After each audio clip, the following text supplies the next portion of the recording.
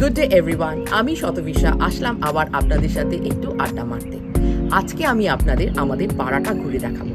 সবার প্রথমেই দেখাই আমাদের বাড়িটা। আমাদের বাড়ির সামনে রয়েছে এই গোলাপের ঝাড়টি। এই গোলাপের ঝাড়টা আমার ভীষণ প্রিয়।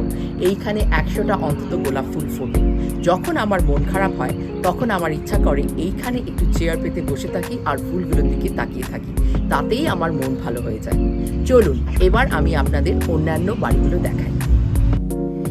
এই পাড়াটা একটু পাহাড়ি জায়গায়, তাই রাস্তাটা একটু উঁচু নিচু। এই পাড়ায় ভারতীয় অভারতীয় নানা দেশের লোকেরা থাকে।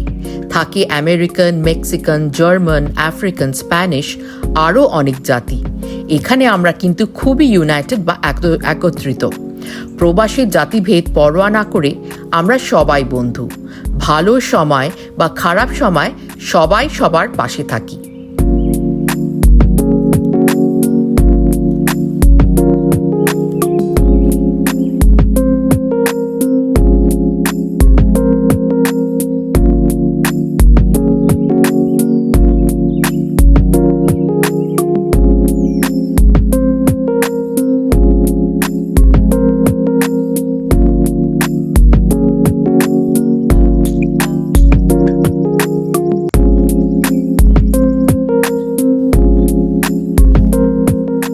সবার বাড়ির সামনেটা কি সুন্দর সাজিয়েছে দেখুন। সামনে ফুটে আছে নানা রঙের ফুল। বাচ্চারা প্রতিদিন বিকেলে একসাথে খেলা করে। এই পাড়ায় গাড়ি চালানোর সময় খুব সাবধানে থাকতে হয়। কিছু বাচ্চারা খেলে ব্যাডমিন্টন, কেউ সাইক্লিং করে বা কিছু বাচ্চারা দৌড়াদৌড়ি করে খেলা করে।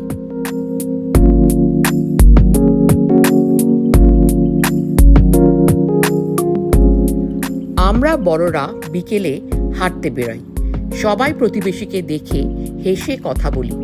এই পাড়ায় আমরা ফুড ফেস্টিভ্যাল করেছিলাম 2 বছর আগে। সে যেন এক মিলন মেলা।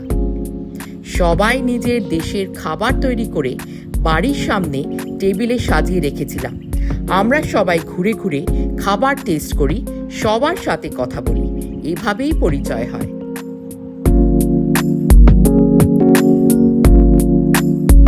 সবার বাড়ির পেছনে আছে একটি করে ব্যাকইয়ার্ড। সেখানে সবাই একটু করে বাগান করে, সবজি ও ফুলের চাষ করে।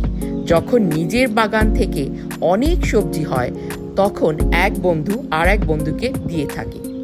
আমার আমেরিকান বন্ধু আমাকে অনেকবার তার বাগানের টমেটো দিয়েছে।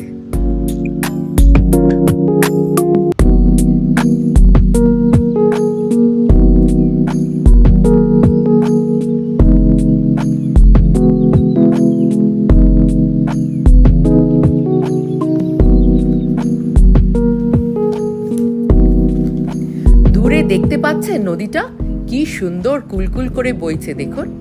এই নদীটির নাম সুগার ক্রিক নদী। এই নদীটির নামেই আমাদের পাড়ায় রাস্তা আছে, স্কুল আছে, পার্কও আছে। এবার বলি উৎসবের আলোর কথা। প্রতি বছর ক্রিসমাসের সময় বাড়িগুলোতে দেওয়া হয় অনেক আলো। বাড়ির সামনে সাজানো হয় snowman, Christmas tree, Santa Claus, আরো অনেক কিছু দিয়ে। পাড়াটা আলোয় ঝলমল করতে থাকে। আপনাদের পরে কখনো দেখাবো।